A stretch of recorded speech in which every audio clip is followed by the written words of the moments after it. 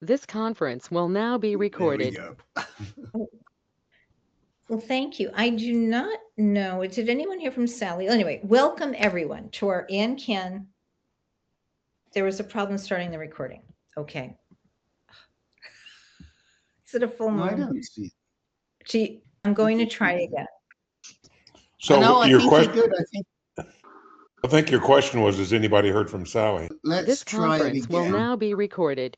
Okay, let's just leave. We'll leave it like it is. Looks like we have the right icon. Welcome Right. everyone to the AnCan Kicking Cancer and Hales Blood Cancer Support Group. It is May. Happy May, everyone. And I am Michele Nadeem-Baker. I'm in Boston and I have chronic lymphocytic leukemia, and I welcome you all here this evening. So let's see who needs some time, and we'll so that we can calculate how much time everyone needs, and then we'll come back to you. So I see, let's start with some people who will set the how this goes. Lou, you are in the middle of a lot of stuff right now. How are you doing today? I know you've had a lot today. Yes, I had doctor's appointment and ultrasound and some treatment. So you need time. Okay, so we will come back to you. And Lou, could you tell everyone those who don't know where you're from and what you have? I'm just like assuming everybody knows me. I'm Lou Sears. I live in the Kansas City area, and I have multiple myeloma and have had it for 13 years. So it's been a journey. Thank you. Barbel. Well, I live in Germany. Right now I'm in a clinic fighting bacteria, but I have 3 blood cancers, CLL, and now I have a Richter's transformation, which I'm fighting. So I'm always fighting. The problem was that, well, I can tell you later. Okay. Listen, would you do me a favor, and if you feel like you need to get off, can you wave, or maybe in the chat say I need to get off and we'll come to you next when everyone's sharing, because I want you to be able to speak. You know what, we'll just go to you first after everyone's introducing themselves. How's that? We'll come to you, so in case you need to go that's just in case, but I'm in bed though. Okay. Do you have a roommate? So I cannot drop dead or fall over or something.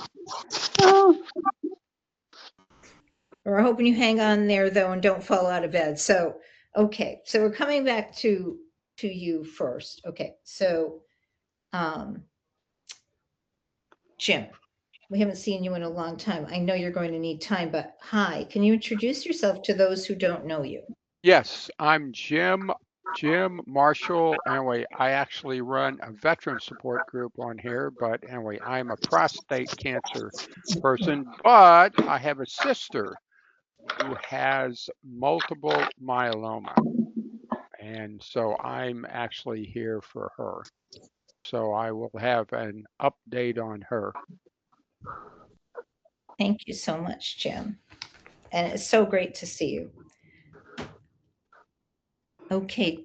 Oh, I already scared away. No, Steve's still here. Steve, would you like to tell us where you're from, or you don't have to?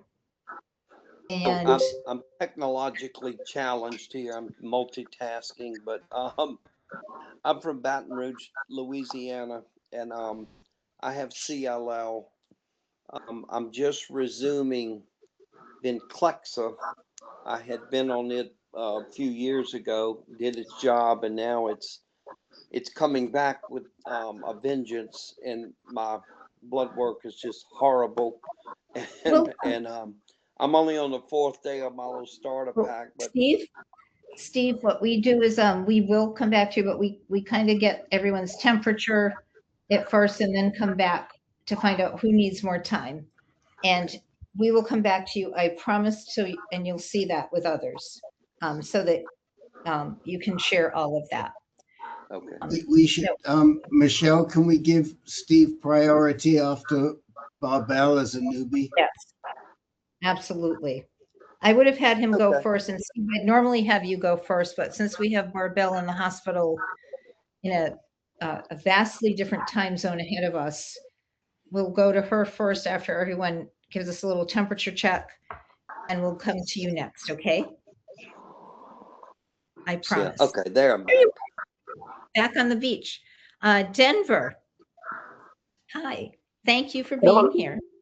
Good evening. I'm Denver Lewis. I'm from Dayton, Ohio. Been diagnosed about a year ago. Currently, I'm watching weight for SLL. Okay.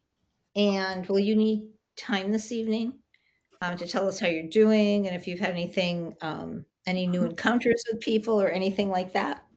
Yeah, I just had a meeting with my hematologist, Carrie Rogers, Monday. Okay. And went over a couple different things. So. Okay. We will come back to you. Judy, hello. Hello. You've had a lot going on too. Yes. It looks like you are the Marlboro woman. Is that who used to have? Wait a minute. There used to be some. That came from my Mohs surgery. It just looks like, you know, you were in a really sexy fight or something. Yeah, but don't ask her how the other person is. We tried that already. I have a half a facelift. Wow. There you go. Actually, it does look like that. No wrinkles here. Plenty here. So Judy, you're in your temporary residence. Mm-hmm. We'd love to come back and hear from you, but can you just share with people why you're in I kind of teased it out here, why you're in a temporary residence? I had my second day of lymphocyte depleting chemo today. I also had a central line put in preparation for CAR T that I'll get my cells on Monday.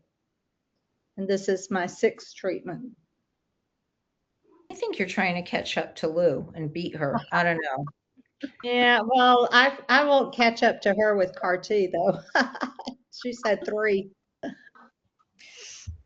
Okay. And Barbel too, there in the hospital. I mean, you ladies are troopers here. Nancy, we have our, wait a minute, I never say it right. They're not our charging bulls. Our strong bulls are, what are they? What are you talking? Are you talking about the rodeo? No, when you call Lou the bull rider. Bull rider. Yes. Bull rider. She competes in the bull riding, as does Judy, as does Barbel. I do mutton busting. Is what I do. It's the mutton busting, or actually maybe just serving people drinks in the stands. That's that's how my leukemia is right now. I have CLL. I was diagnosed in 2019. I was treated in 23, and I'm in still in remission as far as I know, UMRD via clonoSEQ. I live in Abilene, Texas. Sometimes, right now I'm in Abilene.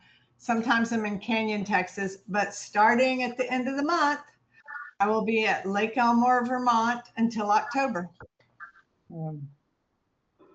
And whether I have to surprise her in the night or somehow we meet up somewhere, we are meeting in person this summer. Okay, we all heard it from Michele's mouth. I'm throwing the gauntlet down. We're going to meet face to face this summer. And you heard Nancy, so she's complicit in this arrangement. I am, and I don't need any time. I'll just comment and try and make intelligent comments, which is going to be a stretch.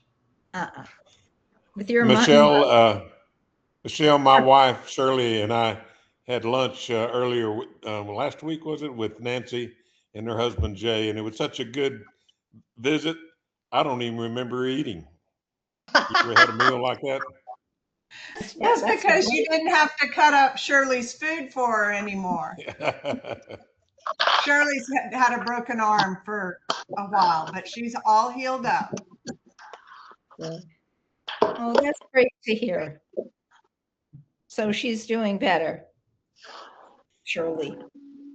Okay, I'll give my, I will take about a minute and 15 seconds when my turn comes.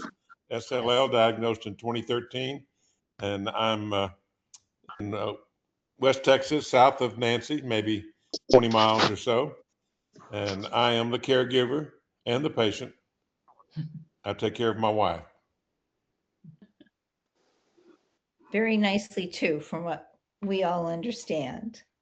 Yeah, I was going to name you our guitarist or musician, you know, our on-site that musician. can happen. Someday I'm going to have to give everyone a nickname of some sort. I don't know, or a brand. I'll have to think of that one. You'd be the sweet singer. Okay, have we gotten to everyone? No. That's right, we have. Okay. Yes, Judy, Steve, yep. All right, so I promised Barbel that she could go first. Barbel, what, since we last, you were not in the hospital. You were not in the hospital when we saw you. No, I'm still in treatment because I'm in this new trial now for Richter's. And actually on the 28th of April, I was still there for checkup. So I went home, and the next day, I usually take my meds around noon and take a nap. And I must have slipped off the bed and got caught underneath the bed, and I couldn't move anymore. Oh. And the problem was I couldn't get to the phone either. So I laid there and then tried to figure out a way how to contact someone to help me. I finally managed to call the 112, and they came, and they made me so angry. They were good, getting me out and moving the bed and everything. But then they took me to another hospital, even though I had a paper that they should send me to the hospital in Ulm. Problem, I have my meds, and of course they didn't take the meds either. So they just took me to the other hospital, and there I was without meds. So the next day, I called my son, and he just got off from night shift. He said, "Mom, I'm so tired. Leave a few hours, but then I will come and bring you the meds." So he drove 3 hours from Nuremberg and then to Göppingen, which was also a ways, and brought me the medication. So I had it. But it was still a hassle because it's not medication that is normally administered because trial. I always have fights. It's terrible. Now in the meantime, everything works fine. They're still checking in my blood if they find some more bacteria or not. It seems that the reason was something minor, really. A beginning bladder infection. Never had an issue with bladder infection, and I didn't notice that much. And the problem is, the doctor said the bacteria move right in the blood very fast and mutate, and then you have to kill all those mutations as well, which takes quite a while. I had that happen a couple of years ago. That is terrible. So I'm having lots of antibiotics. They're still doing it until next week. And then they see if there are some more in the blood. And if that is okay, I can go home. But I have my next appointment in Wynn. That's also coming up because I continued with my therapy, even though I had a 1-day break. But it doesn't seem to matter that much. They called me today, and I talked to them and explained everything to them. So Barbel, here I am. you're on the trial for Richter's. Yep. Which one? And There's so many. yeah, well, actually, it's so no one took a new one, a successor of venetoclax Brukinsa and tislelizumab, which is a anti-PDL body, which works. It activates T cells. My T cells work good. My T cells do their job. I'll have to. Then another problem was at the last checkup, the CT scan was being replaced. They were building it in so they couldn't use it. And the PET scan, MRI, was broken. So actually, I would have been up for another PET scan to look if there are still blisters. And now I have an appointment on Monday, which I can't take because I'm in the hospital. So they will postpone it until June. Oh, yeah. But it really got to me this time because at times I had a very, very high fever. But they take pretty good care of me here. I cannot really complain. They're very well organized. That has really changed from what I experienced prior. But I mean, treatment for a bacteria, that you can do it anywhere. The problem were the meds. What really made me angry is that they didn't really care. You know, even though I've had all these papers, they just didn't seem to care. I was so angry. I wrote a note. I said,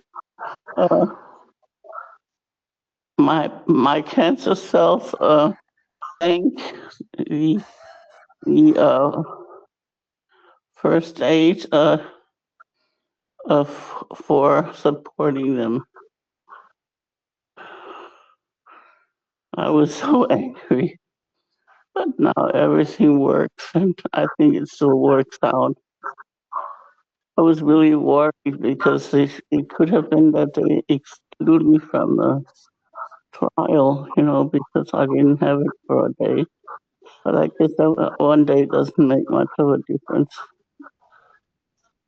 Tell you, I'm always fighting. I'm always fighting. There are so many ignorant people. It's unbelievable. I mean, when what you just said, I think we all think from time to time, but don't necessarily voice it when we probably should. Has anyone else felt like what Barbel just said at any time in their journeys here? It's I'm so sorry that all this is going on, though. You've had one thing after another, Barbel. Yeah. Oh, really? I tell you. And you're joining us in this 2:30 a.m. in Germany. Yeah. Yep. and I'm in the hospital. But I thought I have to peek in at least, but it worked okay because I'm in bed, so I can't fall over, and I'm not really that tired. I had a very nice nurse here who made me some chai. It's just black tea with milk and sugar. And my problem was my heart. My blood pressure was super low. It was only like 80/40 or so. And that has really helped. I tell you, sometimes these off medications like tea help better than anything else. What I'm losing a lot is minerals. They always have to substitute them, but it's from the antibiotics, especially the one that you need for the heart. And I never took that many medications from it, but I have to because it's important. Because it's important for the heart function. What the bacteria do is that they harm the hematopoiesis. That is, your blood work gets bad, and well, they can do so much mischief. It's unbelievable. So my blood work was really going down, but now it's stable. It's low, but it's stable. And I hope that when the trial works better, that it will go back up again like it did before. The financial clocks had the same experience that when the cancer cells were gone, that the hemoglobin improved. So we'll see. I just have a bit of a worry with my children because they are so worried. One, I didn't even tell that I was in the hospital, and the other one, oh, he had his girlfriend, his wife call at the clinic because she was so worried too. And well, they finally called me today, so I talked to them. I said, well, you cannot talk to them because they're more worried than I am.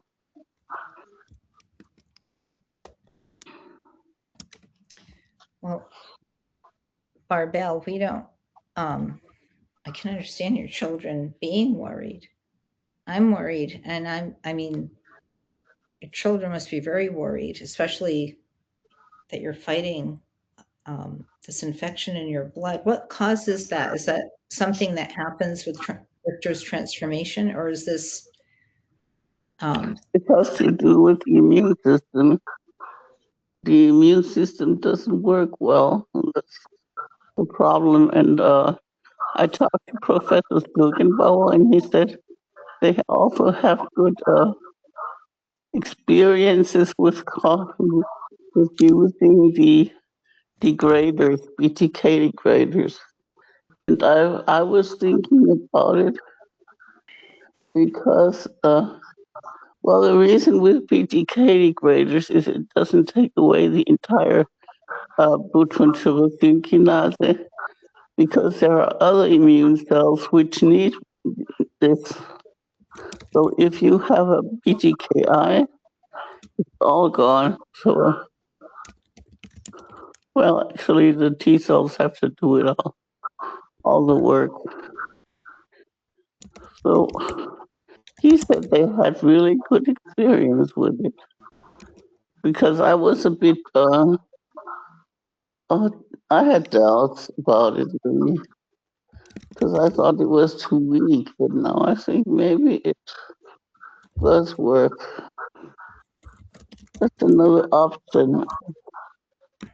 Continue But it's also a trial. It's trial, isn't it? I don't know what other drugs are taking, no idea. He said there are still options, he said. That part's good. Does anyone have any questions on this for Barbel? Because this is, I mean, Richter's transformation is something that does happen, can happen, not a high percentage. Leave it to you, Barbel, right? Not a high percentage of CLL patients, but definitely, I'm trying to remember. Barbel, is it? It's mostly to people who have a tri-312 mutation in their cancer cells. Right, Those but are most at risk. there's a percentage though, and I knew this. Yeah, 10, 15 or something. But you know, the problem is always that I don't trust these numbers because a lot of people, they get treated locally or at doctors who don't report it. So you don't know actually what the reality is. Right. Right. So Barbel, if you can hang on, because I have more questions for you, but I want to get to our newcomer, Steve. Okay. Is there anything we can do to help you right now?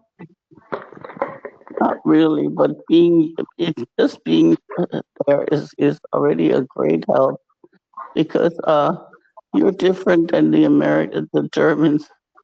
You're more open about the disease. Germans don't like to talk about their disease. They take whatever they're prescribed and then they try to forget it as best as possible. Wow, as direct as Germans are, huh? Barbel, do you want, you don't have to, do you want to share your email with us or not? Yes, I can. That's no problem. I can do that. I just have to see how this works here. If I have if you want to, do you want to dictate it and I'll just put it in the chat? Yeah. What your email is, I'll put it in. Sullivan, SULLIVAN, small b, at gmx.de. GMX? Dot DE? DE. DE, like Deutsche. Yep. Mm-hmm. That's it. That's easy. Sullivan B. Wow, we have a million of those right in my neighborhood in Boston. I'm sure we have many Sullivans in my neighborhood. GMX.de. Yeah, I live in the town, Charlestown neighborhood of Boston. I'm not a townie. I'm what they call a toonie here because I'm not an original person from here, which most of them were English or Irish. So, yeah, but you're open about talking and conversing, and that's what is important. And they did have a German group on Facebook, but it doesn't exist anymore.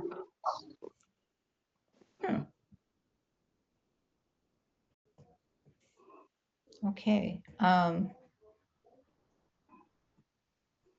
have a question for Barbel, Michele.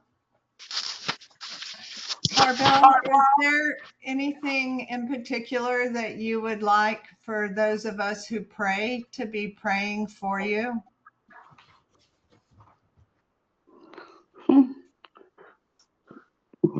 Well, that my treatment will be a success. I got that. That is the most important thing. Yeah, and everything else must fall in place because, you know, like I said, I'm not getting younger. So I was really fit before because when I went to the checkup on the 28th of April, I did everything. I shower, I washed my hair, I used the fan to dry it. I got my stuff ready and everything. And I don't know if I can do that now. But we'll You see. I mean, I'm still getting a lot of these antibiotics.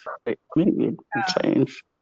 you probably need to just rest into this for a day, but I believe you're gonna shower again and you're gonna be back and you're gonna look as good as you ever have. And you're in kind of a rough patch right now, and I just know you are a fighter in a good way. You don't quit, and you're very important to this community. We need your wisdom. And just for those who are new on this call, Barbel is amazing, and her knowledge of disease and cancer, and is such a tremendous resource for newer people like me. So I'm counting on you to turn this around. And I know that that's not really in your hands, but I'll be praying to see that happens, because you are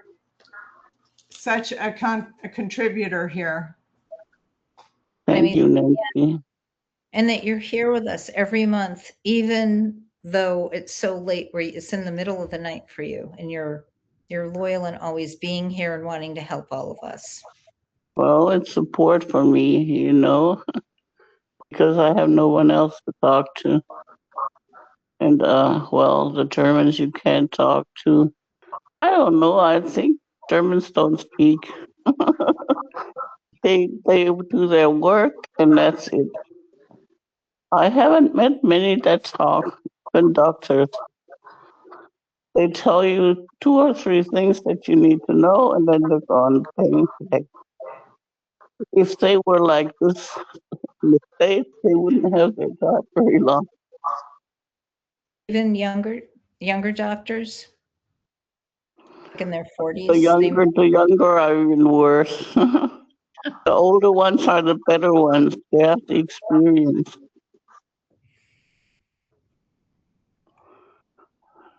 Well, come on over. I am on Zoom. I'm in another group, and they have a Dr. Kitai visit. So I have contact to your doctors. Well, I don't know if on the CLL Society, if because you're out of country, if their second opinion program. Oh, it wouldn't cover me.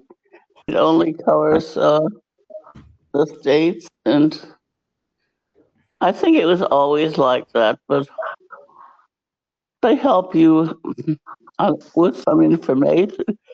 Right. Yes. I used to get answers too at the time when Rick Furman was still with Brian.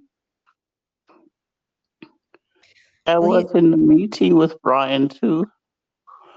So being from another we're country. We're old timers. Well, we're all gonna hang in there with you. Mm-hmm. Yeah, I was going to say that she mentioned Richard Furman and Brian Kaufman. For those who don't know who they are, Brian Kaufman is a medical doctor from California who is also a CLL patient, and Richard Furman is a medical doctor in New York City, I believe, and he is one of the top CLL doctors in the world. And Brian Kaufman started a organization called CLL Society. And anyway, I guess we probably need to move on to Steve, and I'll hush. Steve? Well, I don't think there's anything any of us can say that it makes us put everything in perspective. I'm gonna pray for you, Barbel, and you know, I was just scrolling. I follow you, Nadine, Michele, and you know, I know you do a lot for the whole community, and you're a fighter too, and everybody on here is a fighter, and I don't want to take a lot of time. My battery's very low. I didn't know I was going to get on this, but Oh, second time I'm treated with CLL. I also have bladder cancer, and it's like guacamole. One pops up, and then the other one's treated. And I'm my bladder cancer's been gone for 2 years now, but I'm going to Vanderbilt as a world-renowned urologist there, and I'm just very blessed to have good care. Steve, It's starting to come back in my lymph just immediately in a matter of a month. Just the numbers are just horrible. I'm retiring in the next week or so. I'm winding down a career in pharmaceutical sales, actually. Oh, wow. And, so now I'm having to relearn all of this CLL jargon. And I used to follow Andrew Shore with Patient Power, and I don't know what happened to him. He's he's still, traveling. He's traveling. Oh, good. yeah, he's living life. Well, good for him. Yes, he's I saw traveling. I made a few visits to MD Anderson. I know some of you guys at Texas, and Dr. Keating. I just loved him. Oh, yeah, he's great. I contribute to the CLL Society, and that LLS, which is now Blood Cancer Unlimited, is very active, and I'm just very blessed to have good care. Like I was saying earlier, I'm resuming Venclexa second time around, and I'm just hoping that it does the job like it did the first time.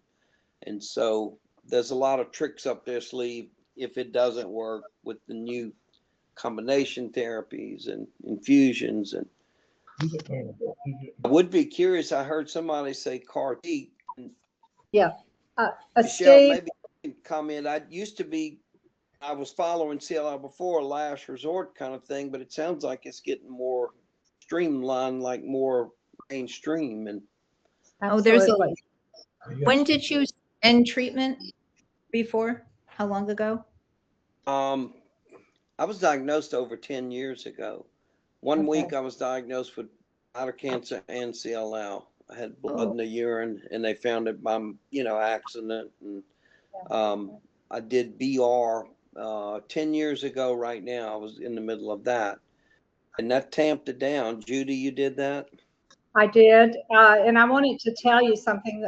We have a person in my other support group who has had bladder cancer and is in remission from that, and is now in the venetoclax trial with venetoclax, and he's doing fine with his bladder cancer. So, just to give you a little hope with that.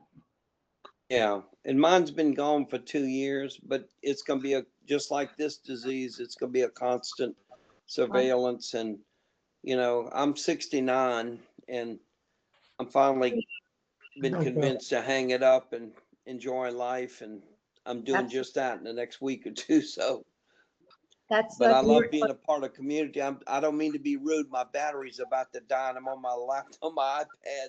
I'm not at the beach, unfortunately, but I'm hanging there a little while longer. But it was really nice meeting everybody. And Barbel, I'm praying for you. Steve, Thank you. can you put your email in the chat so that we can invite you to the next month's meeting? So perhaps you can share more. We can help update you with some of the latest treatments that people are doing since you've been not on treatment a while, thankfully. You had a little vacation. Sure. I can tell you, and I don't mind. I didn't know how many people were in this group. I thought there might be hundreds, but my last name is Kleinpeter, so I'm a little German too, Barbel. So it's with a K? KLEINPETER, and it's Steve Kleinpeter at Gmail. Is there a dot in between first and last name? No, it's just all one word, Steve Kleinpeter at gmail.com. And I follow you, Michele. You're everywhere. I mean, every time I pick it up, there she is again. Can you be my public? Amazing. Oh my God. Thank you. You have a good caregiver too. You're very blessed. I am. He's a wonderful man. I can tell. Really is. I'm blessed to have him. My wife she does everything for me, all my appointments. She knows my blood work better than I do. She's amazing. So she Steve, might be what- listening. Judy, did you say Steve, this? I just wanted to know where Steve lived. He said he went to Vanderbilt. Well, I live in Baton Rouge. My son's a radiologist, and long story short, he's friends with people that work at Vanderbilt, and I just by chance, just a real strange, I won't go with the story, but met his nurse practitioner, so Dr. Chang, Sam Chang, and just an amazing person. And he took a, just personal interest in me. And it was just a fluke. I mean, this guy writes the guidelines for non-muscle invasive bladder cancer. And it really just a miracle that I met him. And Nancy and Lynn and I go to UT Southwestern in Dallas. okay. So, but you go also for your CLL to Vanderbilt then? No, that's just a bladder. My CLL is treated here locally, and I have a good oncologist. I live literally 2 minutes from a big hospital, and my oncologist is, and I have his cell number. We have a lot of friends in common. I was actually getting my immunoglobulins, and the blood work came back, and it just kept getting worse and worse. And I texted him, and I said, "Look at my chart," and he said, "Get tested. You're getting 2 units of blood tomorrow." So it was just everything. It's amazing how fast the blood just, my hemoglobin, my hematocrit, everything was going wrong. My lymphocytes just shot up, and it's just weird how it can just come out of nowhere. But I have faith, and I've just lived my life, and I've never really worried about this, and I've probably taken it for granted too much, because now it seems a little more real that I have 2 of them. And I also have a skin cancer I need burned off my face, but all of them are treatable. And, Barbel, you make all of us put our problems in perspective. So I'm just incredibly blessed to have this quality of care so close. And just, I have a lot of faith in, all the new medicines. And I mean, I know just recently, Michele, you can comment, acalabrutinib is approved to be used with Venclexa. You still have infusions. I mean, there's a lot of things that before I really have to start worrying about it. So I have a lot of confidence. You've never been on a BTK inhibitor, so right? You've just been on BR and then venetoclax, and no one's been a venetoclax with your venetoclax.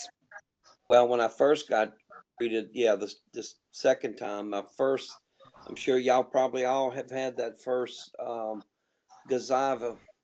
I went to shaking, and that was so scary.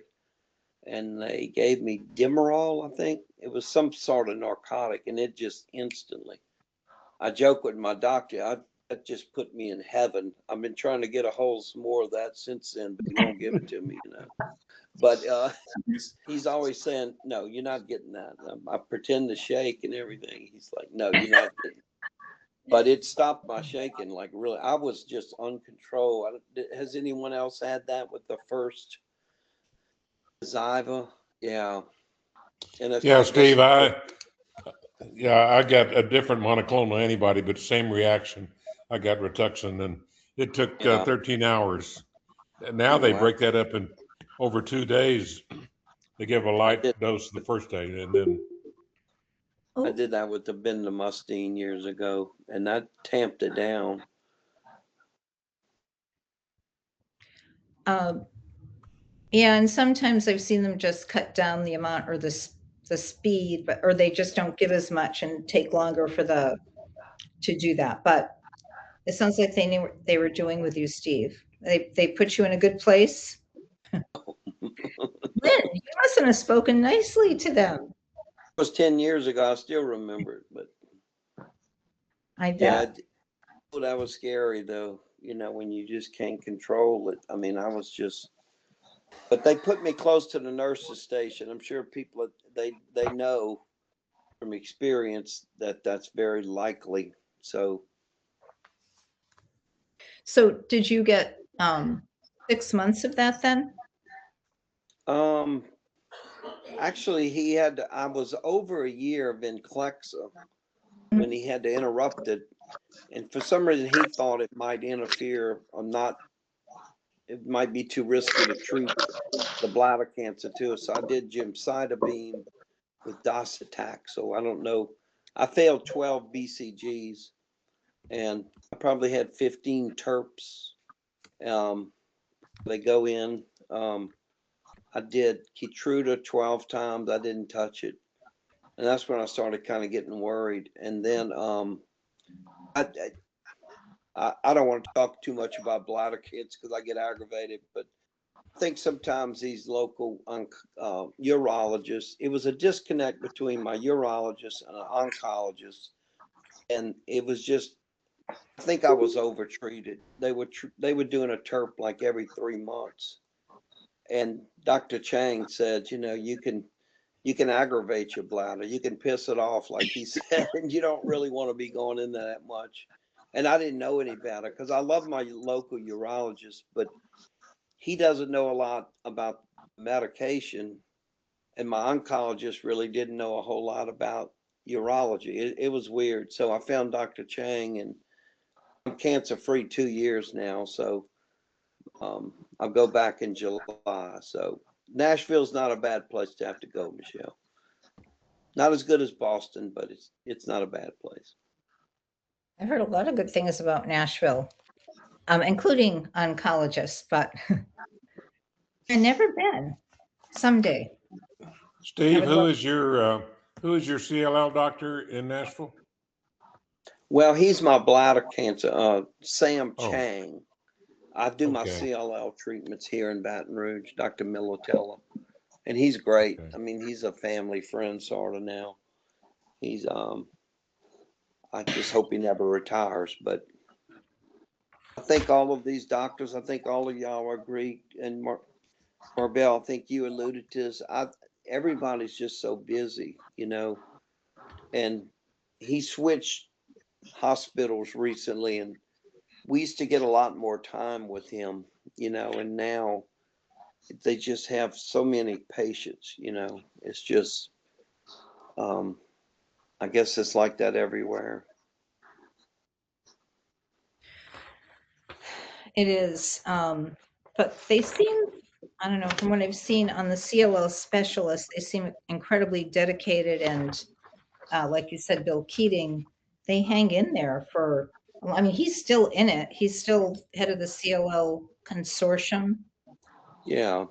But Michele, are yeah, you being treated now? As many times I've seen you post, I should know all your medical history, but are you in I know, treatment now? yeah, I'm on acalabrutinib, and I want to knock on wood because I've been on it over 4 years.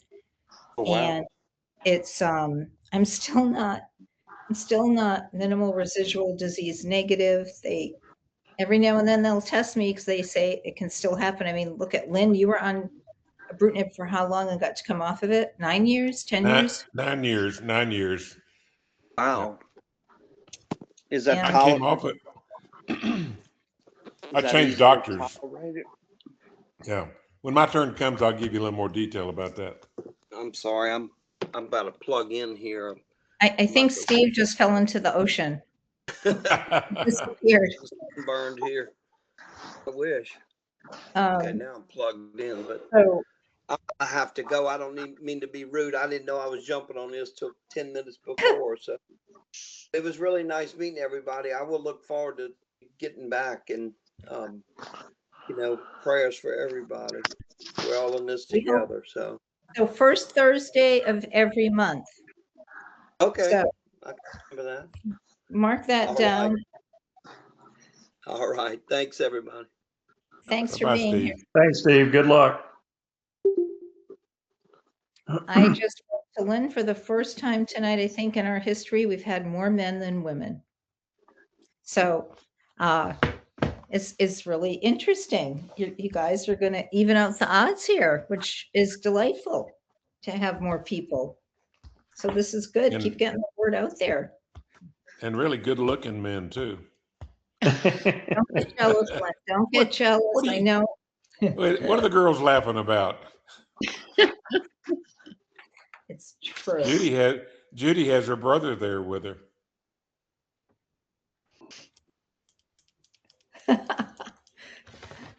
Judy, you've had a long day. You already shared some of it, but how are you feeling right now? I don't want to take advantage of your energy. Well, I feel okay. I didn't feel okay this afternoon because we got up at 5:45 to be at the hospital, to be at the cancer center at 6 o'clock. I put my central line in at 7:30. So between that and then getting blood tests and the two chemos, it pretty zapped me. But I came home and took about an hour nap, and I feel better. Oh, can you explain the difference between a central line and a port? Okay, the central line has three leads. Can't see it. And it's on the other side, and it, can you see? It's on the opposite. And what is it at the top? Is it on There's a port? I have red, white, and blue, so it's very patriotic. And they use those to do, I don't have to have my port accessed at all for blood tests or anything. They do everything through that. And because of the CAR T, the cells, they don't want it to go through the port because it's evidently not a big enough, access. So, but this is the second central line I've had. I had another one in 2019. It's either a PICC line or a central line is what they'll do. I've had a PICC line a couple of times, and I don't like those at all because you have to cover both of them to take a shower. And covering a PICC line in your arm with saran wrap and taping it off, and then it's so stiff you can't bathe yourself. So just covering this is much easier than the other. So Central line and a port. So you keep the port. Oh yeah, the port's never going away. I will always have a port. So Judy, what are your next steps then with what you're doing? Tomorrow I have another, there are 2 30-minute chemos and blood tests, of course. And then Saturday is a rest day. And then on Sunday, I will check into the hospital, which was going to be a big day because they were going to put in the central line and do a brain MRI. But because it's Sunday, they didn't have anybody to do the central line. So they did the central line this morning, and I had my brain MRI last week, which they wanted to do also because they don't want you to have extra steroids, and I have to have a steroid because I'm allergic to MRI contrast. So I had brain last week, and it was remarkably nothing. No, I had a brain, but there was nothing wrong at all. Nothing wrong at all.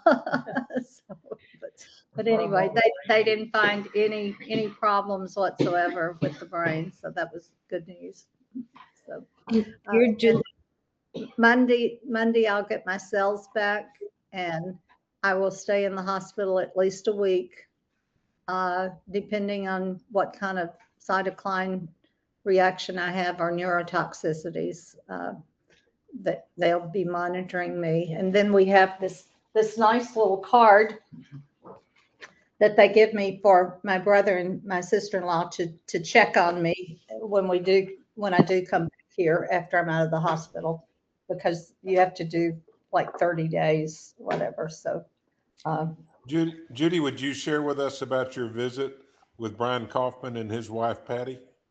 Yeah, last Wednesday night, we got on a Zoom call with my brother and his wife and Patty and his wife, who was his his caregiver.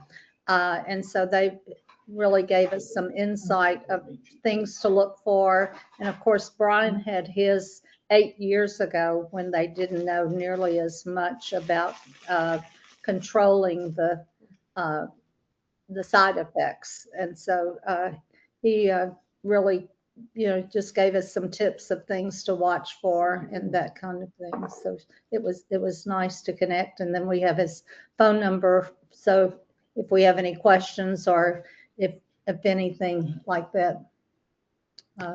So how nice. Now, what's Yeah. different about what they're doing to you than what they did to him?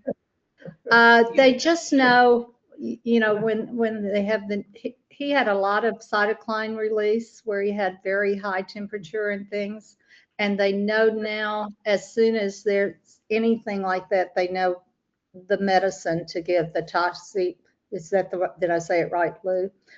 Tosi, I think is what it is. Tosi. And also the neurotoxicities. On the neurotoxicities, you have to, every day, you have to like write a sentence and do, this week, I had to have a whole deal of how my brain was working. And I missed one, which I probably knew I was going to because I'm not a memorizer, and they told me the 3 words and I forgot before. but I got everything else correct. So only 99%. So they're going to do that every day? Yeah, in the hospital every day, they will ask me, the date, probably who the president is, and Lou can tell you all of that. We're instructed to do it once a day as well when she gets back. Yeah, when I get out of the hospital, they I have want to to give her ask. some trick questions in there. So Judy, were the 3 words banana, chair, and sunrise? Or No, was it was penny, apple, and table? Or was No. it village, kitchen, and baby? It was before, sequence, and milk. Oh my. But you remember them. I do now. Judy, just keep your cell phone next to you, and when they ask, say, well, hold on a minute, I'm gonna call my friend Lou. Yeah. I use mnemonic devices to remember the words. I was doing, I changed the order that it made sense, and then I forgot. I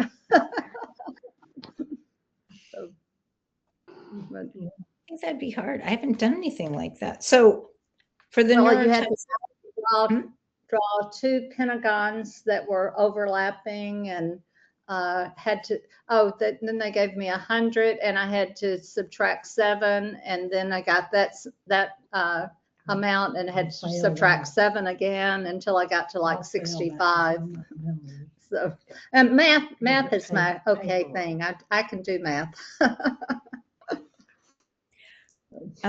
So what is there something they give you if they do see neurotoxicity? Yeah, they have steroids and different things that they can give you right away. That's why they monitor you very closely. Lou's well aware of that too. That's good. Sorry, my daughter's flight's due to land any second, and I just got a text, so I wasn't sure if it was from her. It was a picture of them coming in. Oh, okay. So anyway, I got my hair cut really short so that I probably can't get it cut for a while. So it looks very nice. I was seeing that, very sleek.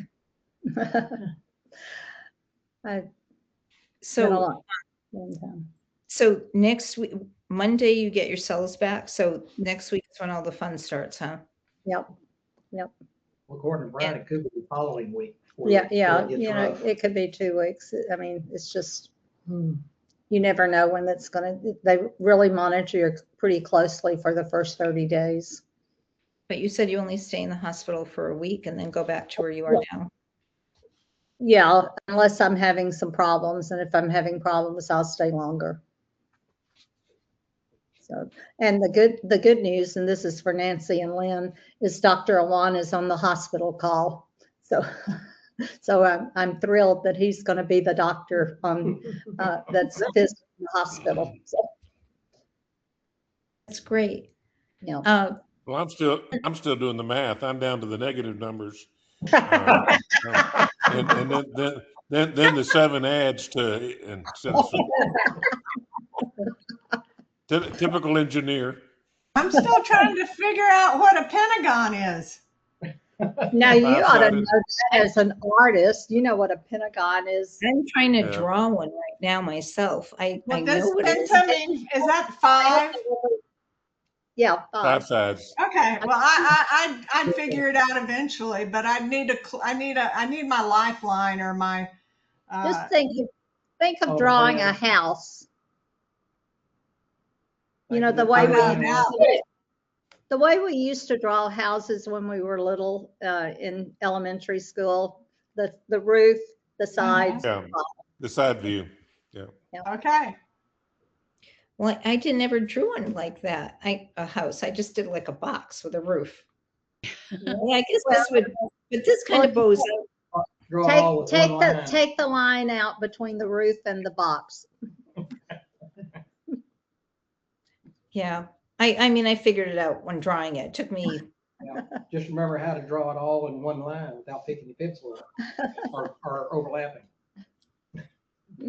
So you gave us a little mind bender there, but you had to draw 2 of them overlapping. Yeah, they had to overlap at a one corner. Maybe Nancy will be inspired to do something with pentagons. I can see her drawing right now. Michele, when you get to be a senior citizen, you'll go in for your annual wellness test and they'll give you 3 words. And then they'll say, okay, draw a face of a clock and make the time on that such and such. And then after you've done that. What's that? Oh, I remember from my mom this now. Well, they said, no, that's a different test. Yeah. So, Judy, what can we do to help you? You have a caring bridge, is that right? I do. Nancy has it. I don't. Let me see it. I had a hard time putting it on for Brian. Do I have your phone number, Michele? No. Oh, yeah. I think, yes, I do. You do. Yeah, I'll send today. I don't know. Did you get I'll my try text? and get it and put it in the chat. Okay. Yeah, Nancy, Judy, I sent you a text today, so I don't know if you got that. But it's Judy Williams. Judy Williams created 97 2019. 2019. There are a lot of Judy Williams on there. But hers should come up pretty much the top of the list because it's got current activity. But if you have Nancy's link, it'll go right to it. Good, because I went to do it and it wanted me to sign up for Caring Bridge. But anyway, Judy, I sent you a text today. It's Judy. I don't think I got it. 3:53. Your time, Ben. And oh gosh, maybe it's a different Judy Williams, but I don't think so. I didn't oh my get God, it. It's someone I used to work with. I just realized they're at DHL. Okay. Uh-oh, wrong. Who knew? I'll send you a text. I think I have yours. I probably have. There are 2 Judy Williams, I think, in my address book, and I picked the wrong one. Yeah, you need to put her Frisco, Texas on hers. Okay, I have your number. Okay. The link's in the chat. Okay. Great. That's wonderful. So thank you. Now, Jim, we have not seen you forever. Oh, I'm sorry. Judy, was there anything else? I didn't mean to cut you off. No, you're fine. It's talking too long. Jim, we've missed you. Oh, well, I have been busy with the veteran support group and other issues. And anyway, but okay, getting back to my Sister, a little bit of a recap here. A while ago, she was diagnosed with multiple myeloma, and she's had that for a number of years. But then last year, what happened, it then migrated to the brain, and it was in the brain, and it started to grow. So they did surgery on her, and they did also radiation, and she's had chemo, and she got a lot better because, okay, the stuff up there affected parts of the brain, especially in the speech area, and that was not too pleasant for her. But at this point, the thing we believe that it's starting to grow again, and I don't know if this time they can continue to operate because and where the pain is pretty bad, and she's hooked on the morphine, and she's been taking a lot more than she should. So it's not very pleasant at all. So that's her story.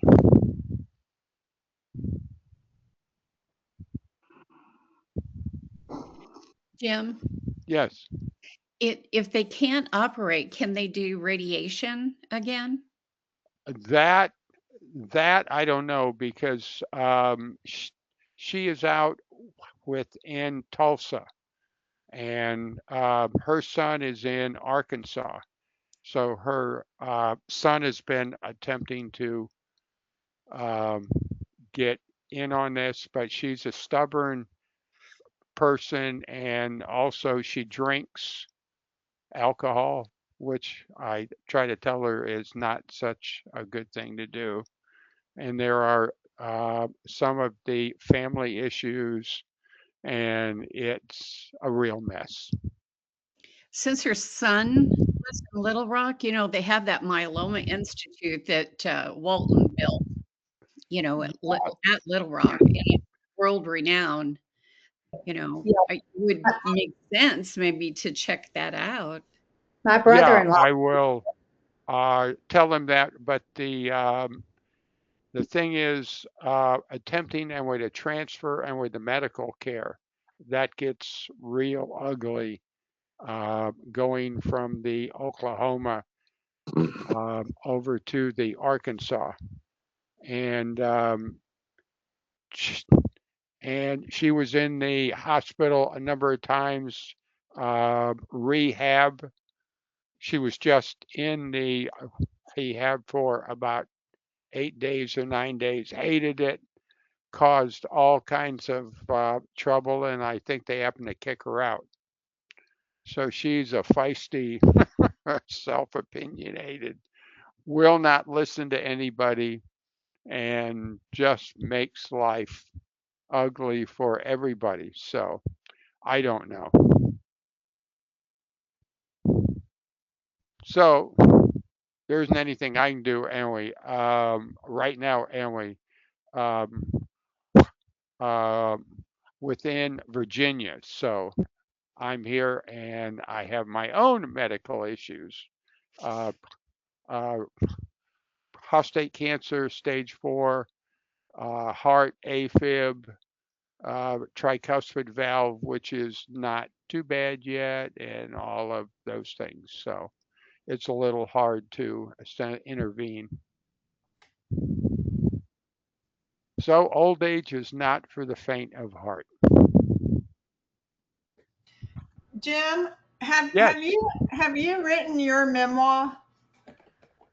Have I written it? Oh, well, Uh-huh. I have stories, yes, about my military Vietnam experience, Denver, Colorado, in the very birth of Space Force and the Pentagon, and I'm up to where actually, believe it or not, I did cloud computing in 1982 in the Air Wow. Force. Anyway, I was an IT guy. I think sometimes for me, I have a family that is kind of messy too.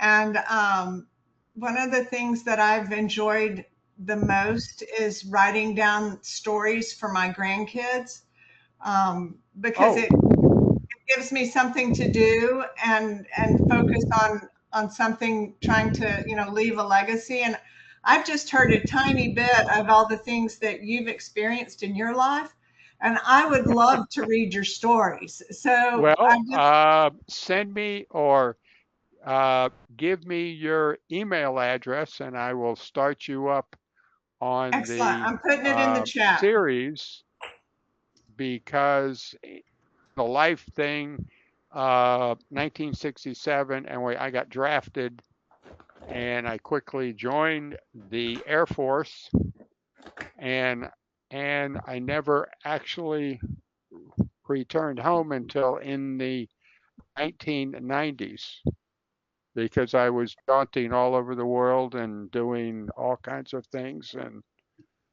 it was interesting. But It's in. anyway, yes. I Okay. put my email in the chat, and Yes.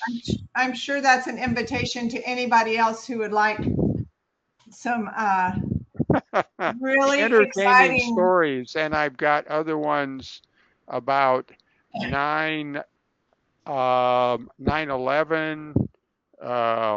Iran Contra.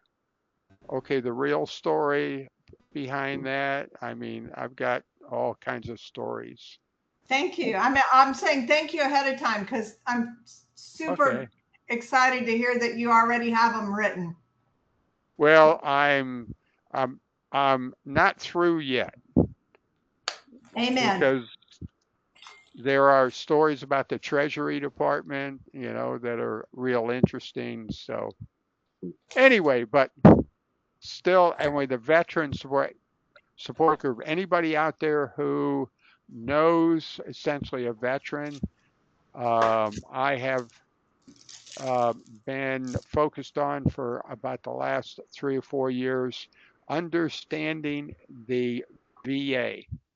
And there's a veteran support group, and it is sponsored by the AnCan folks, and it's at www.ancan.org/veterans.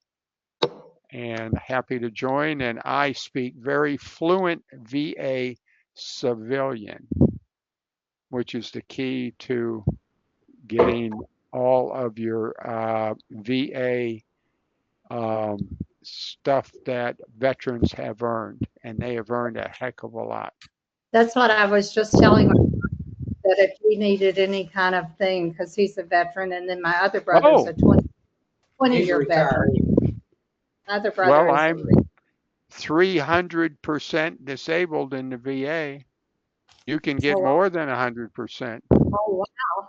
Oh, wow. You can't? I get all kinds of stuff because I know the VA aspect of it. I am a military retiree, and I am also a retired federal civilian.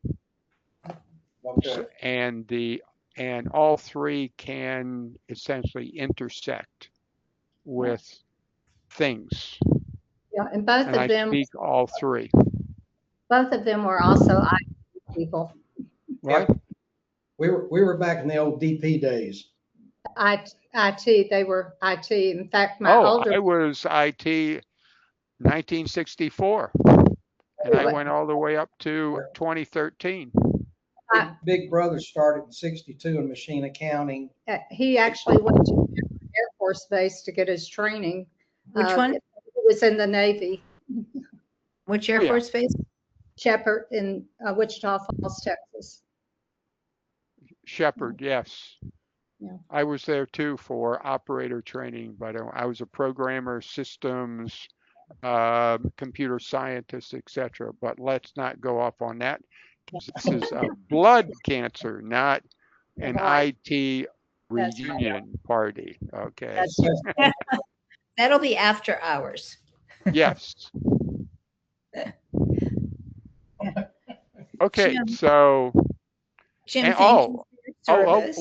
wait a minute. I have to update me. Yes. Because in the prostate cancer, I am 9 years into the journey. I was treated for 5 years, continuous, it sounds terrible, medical castration. You know, not the surgical kind, but the medical kind where the drugs happen to castrate you. But I have been now on a treatment holiday for 4 years. And it seems to be in suspended animation, I hope. Anyway, so. Let's hope so. Yes. With everything else going on. And how is your heart going? Because you had had surgery.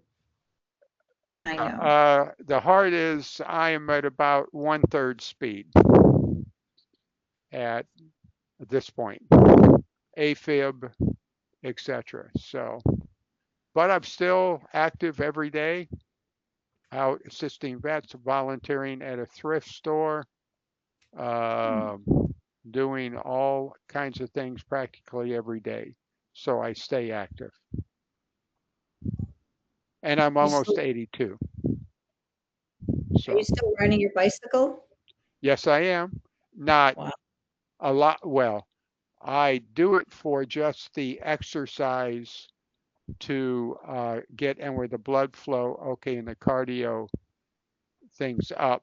No, it isn't like brute. I go maybe, I'd say probably a couple of miles on it through the alleys, okay, in the neighborhoods, and I watch the birds and the kids play and all of that kind of stuff in the neighborhood. That's it. Wish you were still working? No. I did that I was on the bleeding edge of technology for 45 years. Right? The bleeding edge. And I said, that's it. I'm done. I did my part and I'm through. So.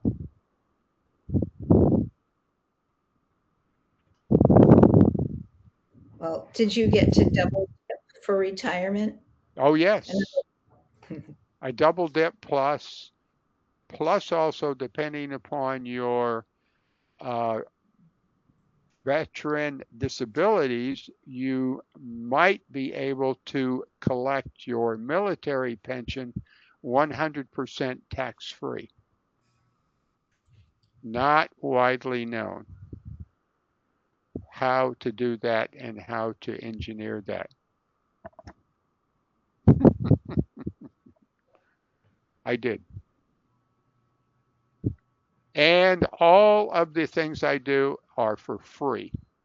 I don't charge. Compliments of AnCan.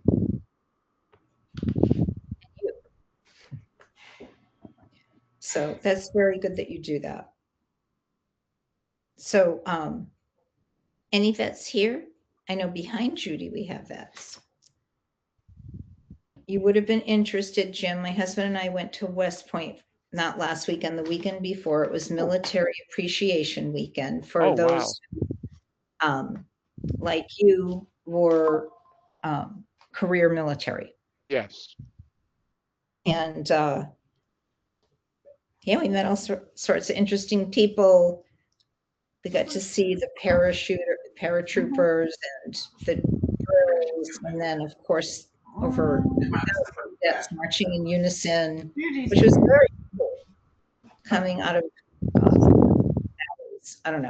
looked like caves basically, right. But it was so raining, and then we left today.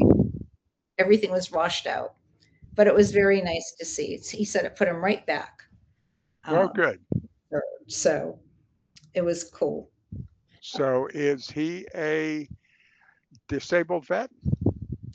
He is over 100%. And I will ask him, he's pretty savvy to a lot of the stuff. Well, Because and is he retired out of the military? he is now retired from being in the military. Yes. He now works for the federal government. That's why I was. Oh, we should have a discussion about the intersection of those things sometime. There Absolutely. are some, because in the last 12 years, I worked at OPM. You know what Did you? Office of Personnel Management does. Okay, well, that'll be a side discussion because there are some implications that you should definitely take advantage of that may not be apparent. Okay. Okay. I'll let him know. Thank you. Mm-hmm. All right. Wait a minute. Calvin, you're wearing, see, this is perfect. You have a flag. So, hold on. Sorry. Denver, I can't unmute you. Can you unmute you? Did you mute yourself? You There are. he is. Okay. Denver. Hello. How are you Hello. doing? Hi. I'm good. Since we last talked, it's been a very busy month. Celebrated my 11th wedding anniversary with my wife. Went to Marco Island. Had a good time. Was there for about a week. And so also celebrated my 61st birthday. So it was a very busy time. And we got a Buc-ee's. That's about 4 miles from my house. So it's a very, very exciting time for me now. You have a what, 4 miles from the house? I didn't hear. Sorry. A Buc-ee's. So I think some of the people down in Texas might be familiar with that. Oh, I am. I would love to have a Buc-ee's 4 miles from my house. Oh yeah, it just opened up. It's been crazy. But I've been there about 4 times already in a month. So. Don't get too many of those Bucky, whatever those corn Bucky things nuggets, yeah. Nuggets, Those are yeah. addictive, yeah. And the beef briskets, I've had a couple of those, and the breakfast sandwiches, and it's not your typical gas station food. Let's put it that way. But since I came back, I went to the James this past Monday and met with Carrie Rogers, and I've been feeling good. Haven't had any problems. I think I talked to you guys about an episode of vertigo that I had that they said was probably totally unrelated to the CLL. My blood work looks good. My platelet count was down a little bit, but she did find that I had 3 lymph nodes that were swelled up. 2 in my neck and 1 in my armpit that were less than 1 centimeter, or 1 centimeter. So she wasn't too concerned about that. She said that she would continue to follow through with that, in my 4-month checkup. And I was kind of concerned, was wanting to ask Lynn if he had experienced these lymph nodes kind of coming up and going away type thing for no reason. You broke up there, Denver, or froze. I said that I've had some lymph nodes that she had found less than 1 centimeter, and I didn't know if this was part of this because I'm still on watching weight. Dr. Rogers has said that's not really too concerning since my blood work is stable and I'm having no symptoms. I'm still able to go to the gym 4 days a week. Still have plenty of energy, no night sweats. That part's all good. So on the vertigo, I'm just curious out of my own thoughts, and because Nancy's had it and I've had it, and I just had her, mine came back today with a vengeance. So Oh, wow. it's not fun, huh? No, no, with mine, when it came on with me, I mean, I was throwing up like I'd never thrown up in my life. It was so bad. Probably for about 4 hours straight.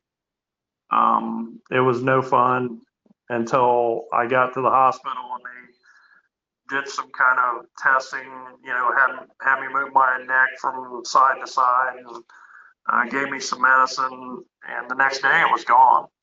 And knock on wood, I haven't had any episodes since. So You're lucky. Yeah, mine was, What medicine did they give you? I'm curious on that. for the vertigo, Yes.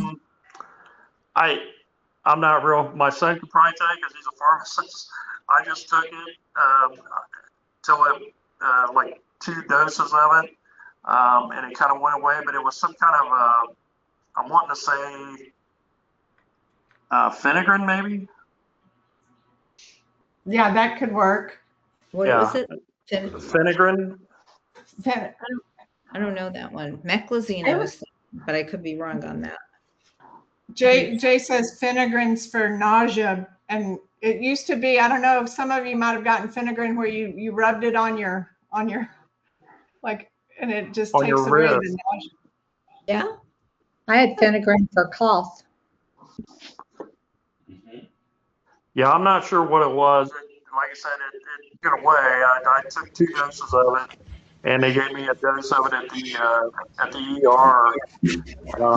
And you know, my main concern was, is it the lymph node that was pushing on something, you know, causing something? And she said no, it was totally unrelated. So. Oh, I don't know if Nancy's speaking to us or not. I don't think so. Probably to her husband. Yes. So yeah, they didn't give me anything other than physical therapy because mine lasted, and it helped, but it didn't get rid of it totally. Except today, I was thinking, compared to how I felt today, it was gone because today was just really bad. But it was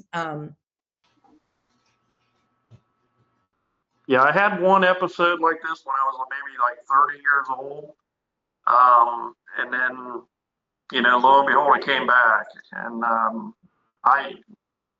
who knows? I mean, I could have moved my neck wrong. I'm constantly lifting stuff at the gym. So I was thinking maybe I pinched something or twisted something. But my main concern was when she found these lymph nodes, is it, you know, was it something that maybe was knocked something out of whack? Who knows? But she seemed to think that was totally unrelated.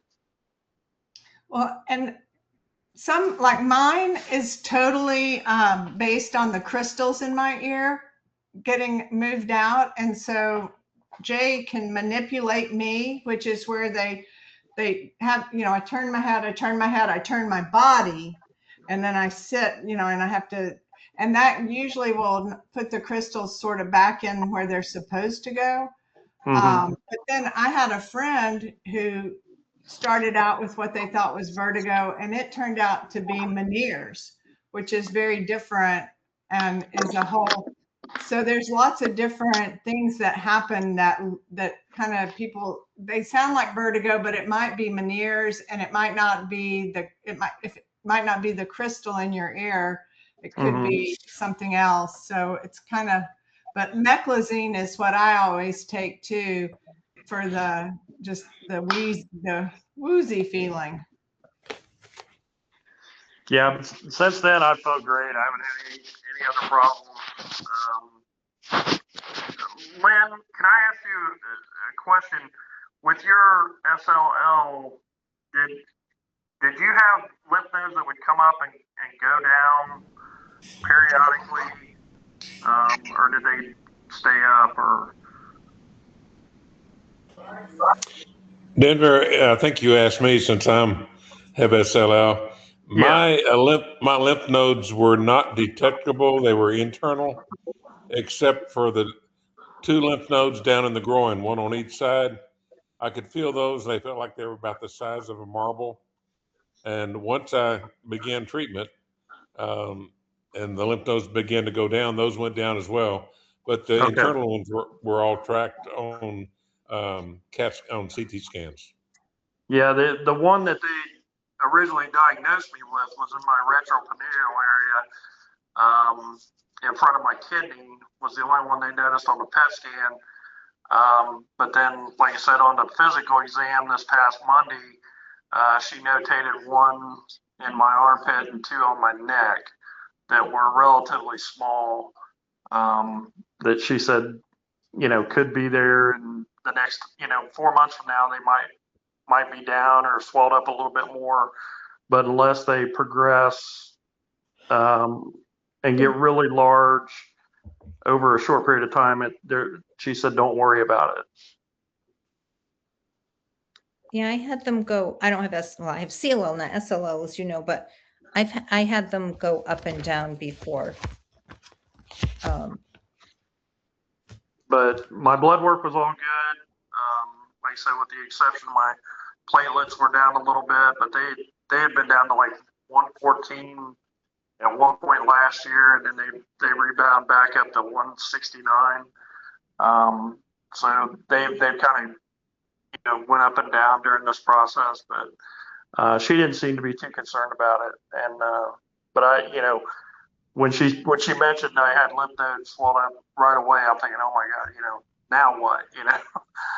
Since this is all new to me, I'm still, and I have found so much reassurance by going through and looking at, Lynn's patient power, and Michelle's and some of the other people's. It's been a godsend finding this group.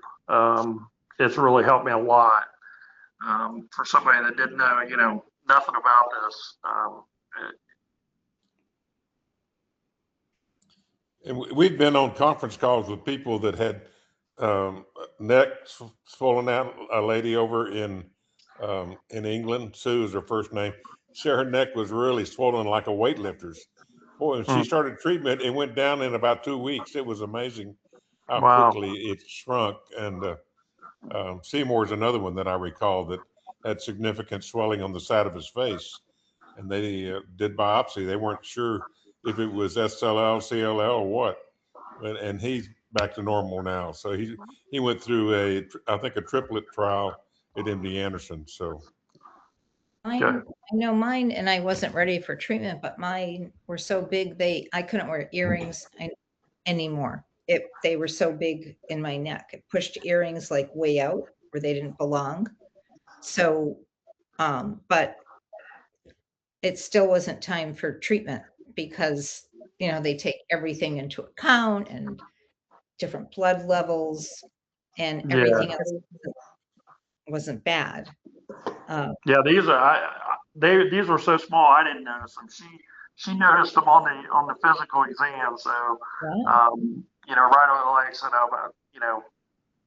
because I'm constantly checking. I didn't notice them, but she did notice them. But she said they were really, really small, and she said it's part of the process, and they could go up and down as this thing progresses. Yeah, and not to panic, because sometimes that can happen. Well, that's good then, that everything else was great. And is this the first time she's told you about lymph nodes? No, she had explained them, before about it, but, she just said to kind of watch out for them. Well, since, I didn't notice them and she did, I thought, is this something that I should be concerned about? And, like I said, right away, my mind goes off to a different place, and she's like, no, it's part of the process, and they could go up and go down during this process, but she's basically saying that the determination on treatment will come with the blood work and how the blood progresses. and you see her in 4 months. Yeah, if she was concerned, she'd want to see you in 2 to 3 months. Yeah. Sooner. So I had something happen similar to the story you told about someone you ran into with CLL. I was at a cousin's funeral of all things, and there was someone attending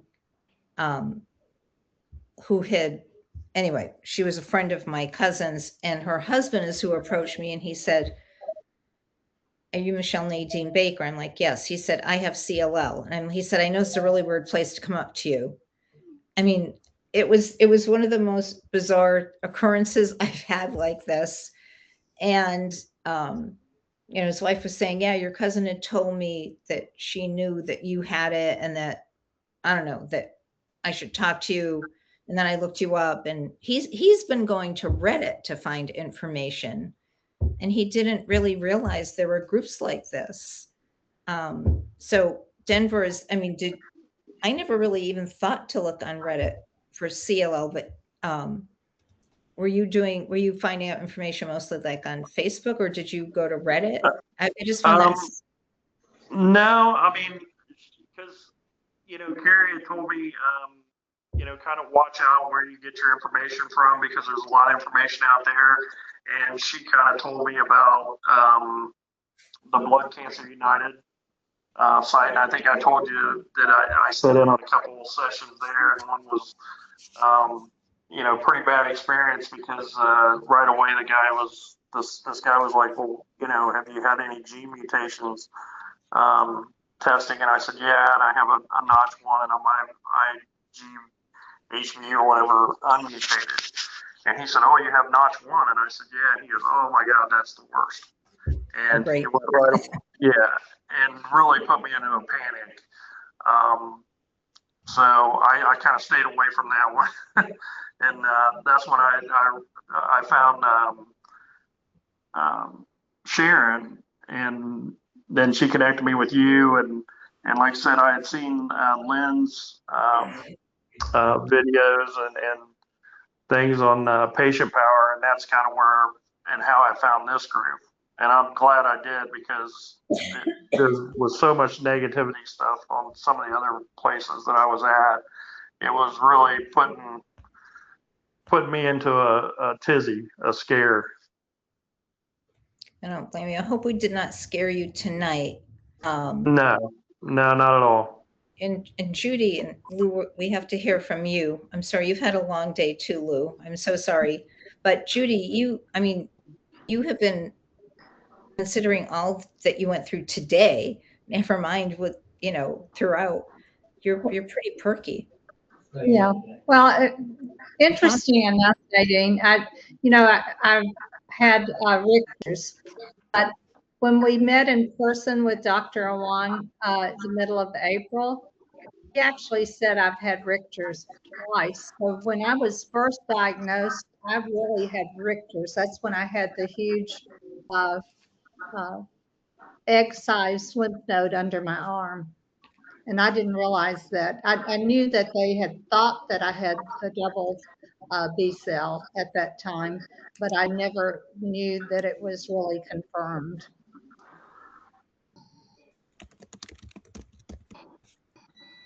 So, did you have Richter's before? You treated for Richter's before you were treated for CLL? Then is that when I was first diagnosed, I was diagnosed in December of 2014, and in October of 15, I had a huge egg-sized lymph node under my arm, which was Richter's, and I didn't realize it. And Dr. Awan actually made a comment at our meeting. He said, "And I have one patient who's had Richter's twice."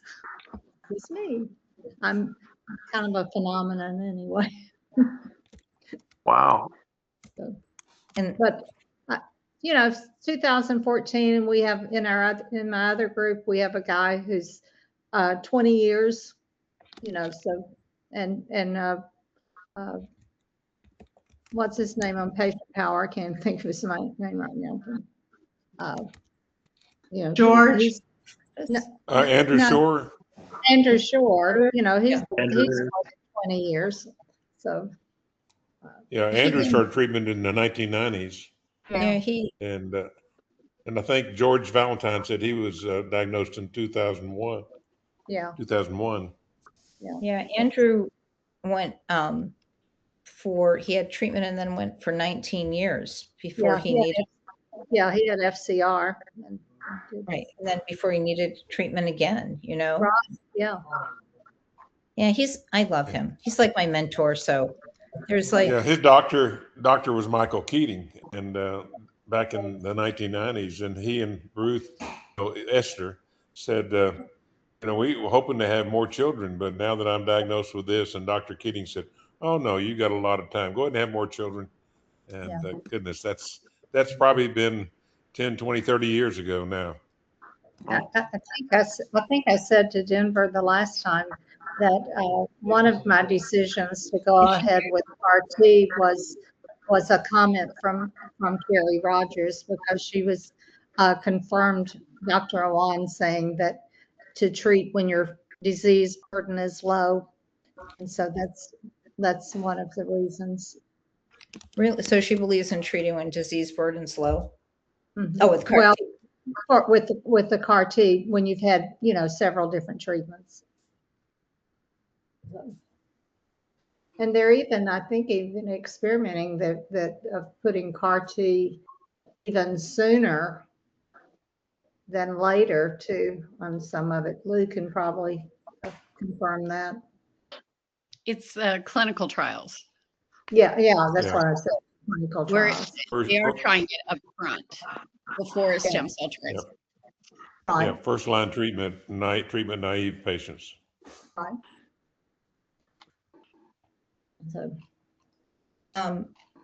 So Dr. Rogers, I don't know if she told you, Denver, she actually does a lot of the reviews of articles that are on patient power. She's the medical reviewer, and also she also hosts. We've co-hosted some programs, but also she does some of her own from the conferences. Yeah, So, I told her that you had told me to tell her hello, and she said, oh yeah, she said, I'm so glad you connected with her. She said she will help you tremendously. She will put you in the right people, contact with the right people. And she was happy because she and she even told me, she said, as a hematologist, she said a lot of times we look at the medicine side and we don't look at the psychological side. And she said a lot of times that's more important. Well, they're both important, as we all know. But yes, because it really messes with your head, right? But it's not a death sentence, so don't worry about it. Yeah. So that, yeah, but she's wonderful. Did you ask about her guinea pigs? Yeah, she has filled me in on her guinea pigs many times, and it was kind of ironic that the person that I ran into that I was talking to, she goes, well, I can't think of the doctor's name, but she has guinea pigs. And I said, yeah, that's Carrie Rogers. That's the same one. Carrie Rogers. And she said, well, don't you think that that's kind of ironic that she has guinea pigs and she's treating us for cancer? Exactly. Well, I didn't look at it that way. I was like, is there any correlation? And I said, no, it's just happenstance. Okay, did I miss Lou's update? Lou, how are you doing? No, Lou's up. And she's still up, thank goodness, too. Are you still on steroids, Lou? Are you on steroids and cleaning in the middle of the night still? Not steroids right now. So that's a good thing. It's the only thing I'm not on. So, but are you doing okay? Yeah, I had were you done, Michele, with what you guys were? I'm sorry. I didn't want to start in if you were finishing up something. Oh, Denver was, I don't know. Denver is it okay if Lou goes? Are you? Oh, Crumb, can't hear you. It's muted. Yeah, I can't unmute him. Yeah, I'm done. Oh, okay. Okay. Did have a visit, doctor's visit, labs, and one treatment, not the teclistamab and daratumumab. They had to put that on hold. I was supposed to have infusion or sub-Q. It's done sub-Q in the stomach for teclistamab and daratumumab last Thursday, but they put it on hold because my numbers are low. And they also found with the blood work that I have CMV, which is a virus. And the big long name for it is cytomegalovirus.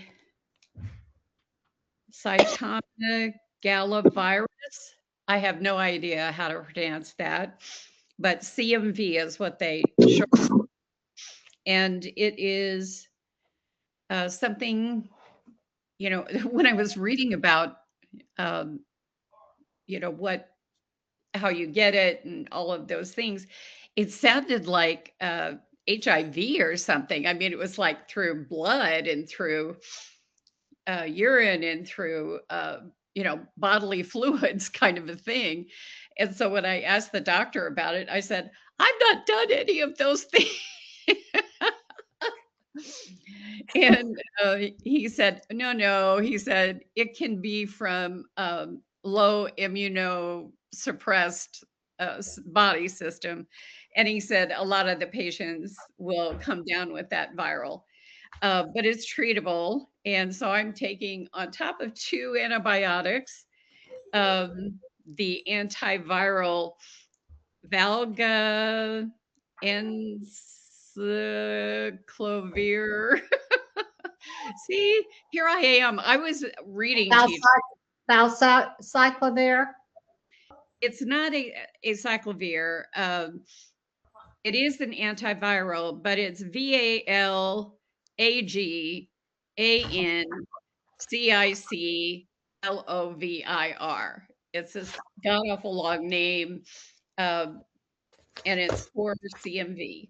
And I have to be on it for a while. And when I started taking it about 5 days ago, my ankle swelled up, and which I have skinny ankles, so I know, you know, when something weird's going on with my ankles and feet, and headaches. I was getting a headache once or twice a day, and I don't get headaches. That's not something that I've ever had a problem with.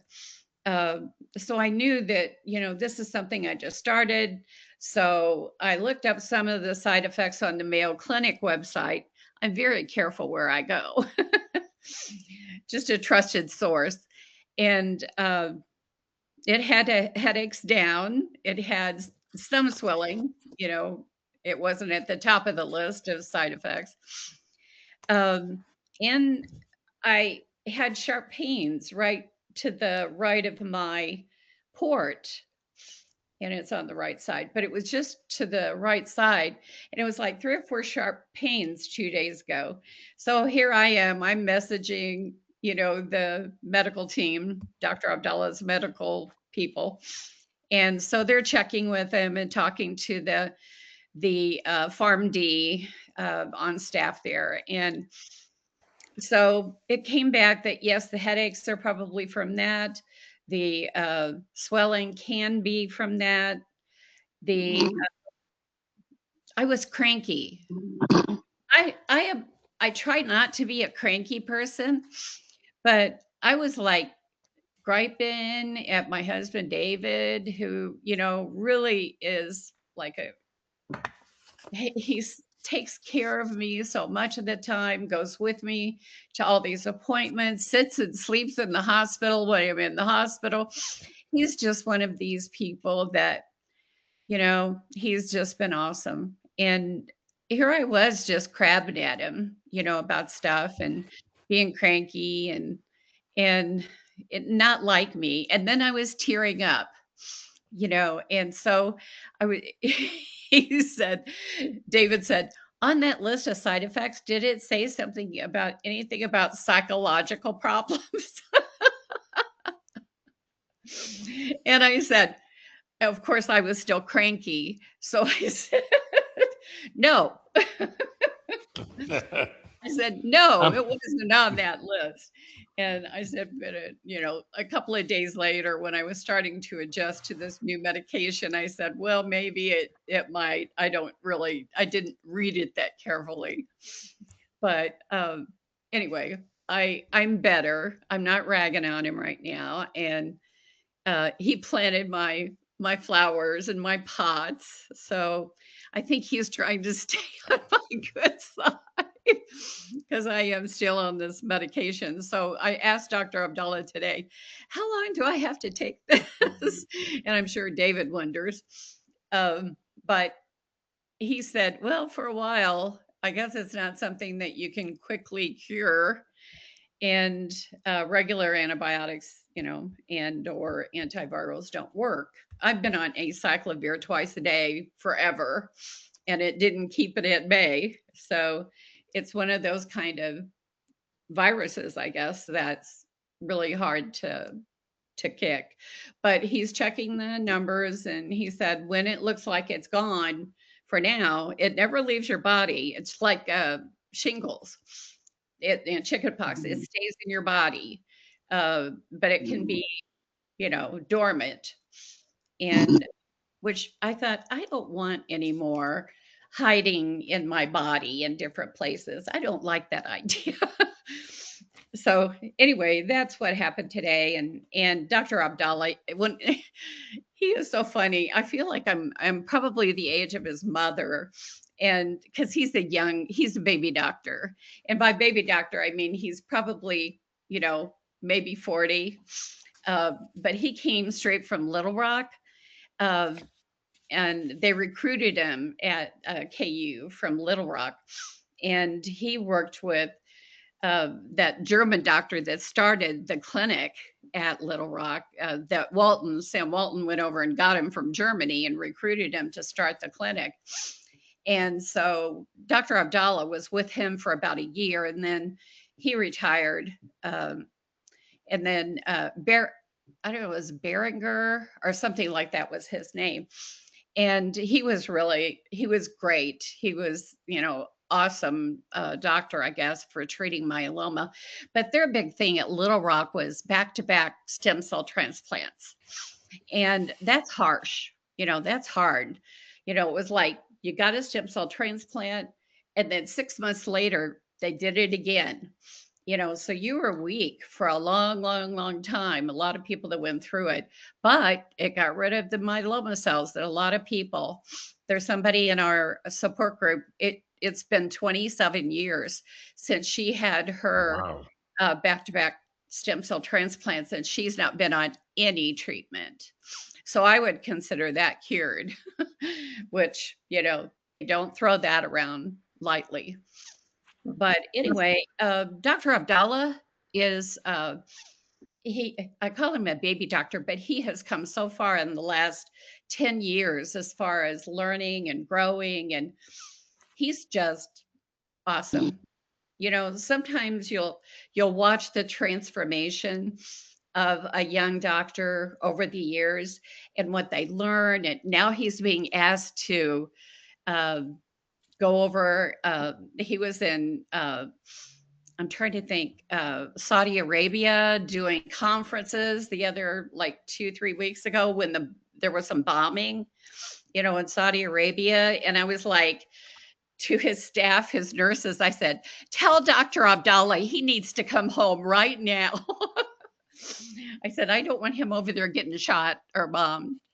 So, but he's really got a wonderful reputation now, and he does ASH presentations and all kinds of research projects. So, I don't think I can call him a baby doctor anymore. But anyway, the important thing is I'm in remission. All So, right. and yeah, I haven't been there for a while. And it's because of the teclistamab and the daratumumab. And I got my bone marrow biopsy on Tuesday. I saw the results yesterday evening, and it said no detectable plasma cells.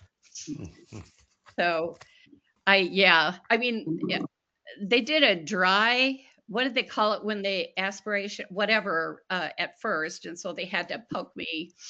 I guess they moved the needle. They don't do a new hole, but they had to move the needle, I guess, 3 other times. So 4 times they tried to do the core biopsy, and they did get enough to do a test.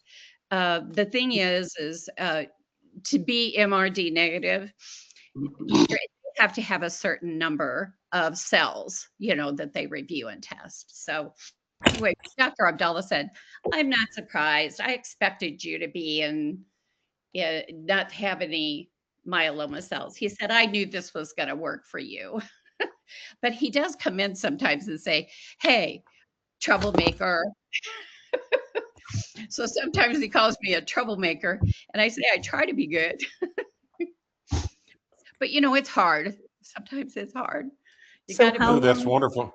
That's wonderful news. Wonderful news. make a little bit of trouble, right? Sometimes.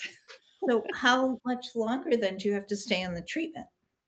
The teclistamab, right now, I'm doing it every 2 weeks when I can have it. My platelet count right now is 36. And that's pretty low.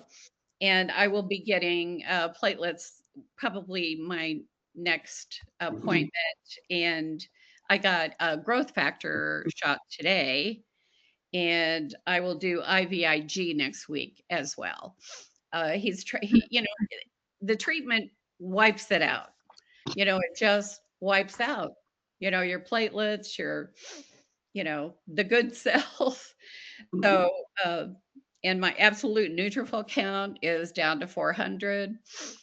So there's a lot of that they have to keep an eye on. And I think what Dr. Abdallah is most worried about, and what he has been meeting in conference calls with some of his other doctor friends, they have like a collaborative that they touch base, each week or every other week. And they kind of update each other about things to watch for with their patients. And this last call, he said, it was actually yesterday before I saw him. And he said their big concern right now is with CAR T people and infections. The infection rate is really high for people who have gone through a CAR T. You have to be careful. You have to watch out. When all of the other numbers are low, your body can't fight off anything, or really has a hard time. So that's why he's being very, very cautious. We had a good friend in our support group that I love dearly, and she used to raise a lot of money for the myeloma area in Kansas City for KU and stuff. And she was doing really well after treatment, after her CAR T, and then she had an infection and died. And it just I think it broke Dr. Abdallah's heart, because he loved Karen. She was just one of those supporters that supported him 100%, did car shows to raise money for his, research projects. And I think he's been burned. So I think he's being extra cautious with the rest of us. He doesn't want to lose patients. And I think it hurts his heart. So anyway, that's kind of the latest. I see an infectious disease doctor tomorrow. Dr. Abdallah said, I want her to see an infectious disease doctor. I want them to say, is this the right medication? Is this the right amount? And how long should she be on it? He's wanting to check everything, cross his T's, dot his I's, and he wants us to survive. And that's the kind of doctor to have. Oh, yeah. So, so is CMV, that is that an infectious disease, then that's why they have them coming in. And that's great. You're being proactive about that.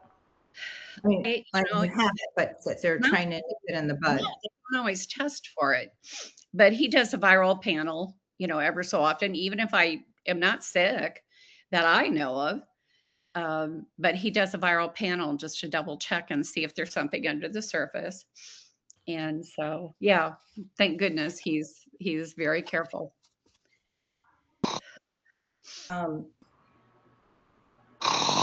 Yes, kind of. Do they give you by chance like I have to take Bactrim still proactively. Do you do that as well? Do you take it so you don't catch things?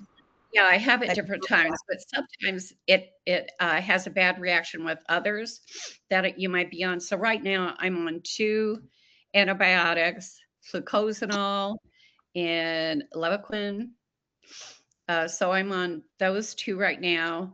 And then they added this thing for CMV. So yeah, and that's another thing. Sometimes, and potassium was low, so I have to take those stinking horse pills. They're huge. I took 2 today and they broke them in 2. So I know, but I hate to have that taste of that middle part. Like when they break them in 2 and you get it in your throat, you don't have that protective coating, and you taste that nasty middle part. But anyway, I'm putting it in applesauce and hopefully that, is working for right now. But anyway, everything I is. think if you take it and put it in cat food, it goes down pretty well. Thank you, Lynn, for that advice. That's what I like about this group. You get such good advice. So I Jay can't was telling give me, medical advice, so. No, Jay was telling me that he was driving down the highway here after, pretty soon after he'd been in medical school a while. He's driving down the highway here and he saw a sign that said CMB inspection. And he said, I was trying to figure out, how do you inspect people's cars for this virus? Because he had just learned about it in medical school. And so that's what he was thinking about. And then somebody must have told him, he finally did realize it meant commercial motor vehicles inspection. So that was my story on CMB. Well, he at least has heard about it. Oh, he knew the big name. Oh, okay. Well, I know how to spell it, but I cannot pronounce it. Yeah. Anyway, that's all the news. So the best part is, the new treatment of teclistamab and Dara is working. So, have you reached this before? Did you reach UMRD before? I thought you did, right? A long time ago. It's been a while. I think it was after my first CAR-T in 2019, but I did not reach it after the allo CAR-T. I did not reach it after the GPRC5D. I did not reach it then. Some medications that I've had in between, I've gotten some good responses, but not where they would say MRD negative. But I've been in stringent complete remission, and I was in that after the 2019 CAR-T. So I've had really good short runs with various treatments, but I've been amazed at teclistamab, how quickly it works. And in the past, when I took it before, but then had to stop because of neurotoxicities, within 2 weeks, they had no evidence in my blood labs of any myeloma cells. So Well, that's good to hear on that. Lynn, you wanted some time. You said a few Okay, minutes. I said 1 minute and 15 seconds. Got to talk fast. Lou, you are a great bull rider. You're doing a good job, and Barbel's out there in the ring with you too, and Judy. As I said a while ago, that Nancy says y'all are bull riders. I say y'all are also human pin cushions. Y'all are getting stuck from many directions. Yes. I'm going to say this very softly. I don't want to wake Barbel up, but Barbel, we are praying for you, and have begun praying already. So it's a joint effort. Dr. Awan will be in Abilene on the 16th, I believe. It's a week from Saturday. He'll be here. Health Tree is having a blood cancer conference here, and Dr. Awan will be here. One of the local doctors will be speaking as well, or be present, and there will be some Health Tree personalities here. So that's it from me. Still on a drug holiday. 3 years that I've been off of ibrutinib. I see Dr. Juan again in November, and I see my pulmonologist, which is because of a side effect I had from the ibrutinib with the idiopathic pulmonary fibrosis. I see the pulmonologist in August, I believe. So healthy as a horse otherwise. An old horse. Well, it's so great to see you all. I need to go because my daughter, who hasn't been here in many years, is here. She just got in. And she came for Mother's Day. So I'm excited about that. Happy Mother's Day to all of the mothers there. Happy Mother's Day. Happy Mother's Day to all Yes, of you. happy Mother's Day to all the mothers. The Thank To all women the that keep us fathers, healthy. and to all the fathers, don't worry about Father's Day. It's not important. Our next meeting, mark your calendars, next meeting, first Thursday of the month, June 4th. So we hope to see you then. Thank you for being here.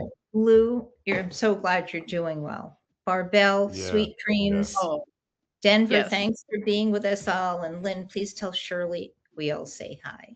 Okay. All right, I will. Night.